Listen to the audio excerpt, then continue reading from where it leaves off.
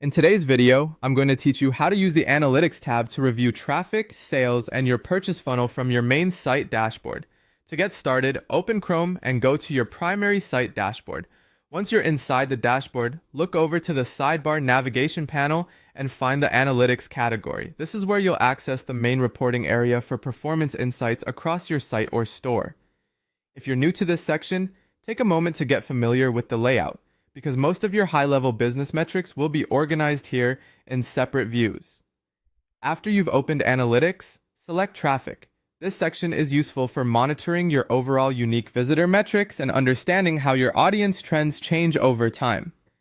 You'll typically be able to adjust the timeline window, which is helpful when you want to compare short-term activity against a broader date range.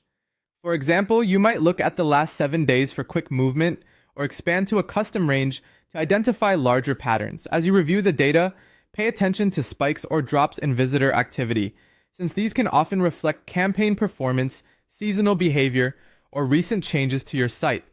Next, move to the sales section. This area is designed to help you audit aggregate revenue performance, item level results, and your store's conversion rate benchmarks. In simple terms, this gives you a picture of how well your store is turning visits into purchases.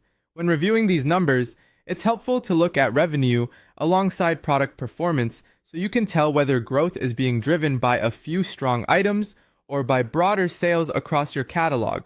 Also keep an eye on conversion rate tracking, since that metric often reveals whether your traffic is actually high quality or just high volume. Finally, select Purchase Funnel. This is where you can analyze customer drop-off points and identify where people are abandoning the buying process. As shoppers move through the flow from product view to checkout completion, the funnel helps you see which stage is losing the most people. That makes it easier to spot friction in the shopping experience, whether it's unclear navigation, hesitation at checkout, or a step in the process that may need improvement.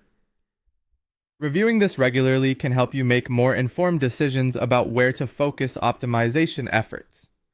Once you've gone through traffic, sales, and purchase funnel, you'll have a much clearer understanding of visitor behavior, store performance, and where customers may be leaving before they complete a purchase.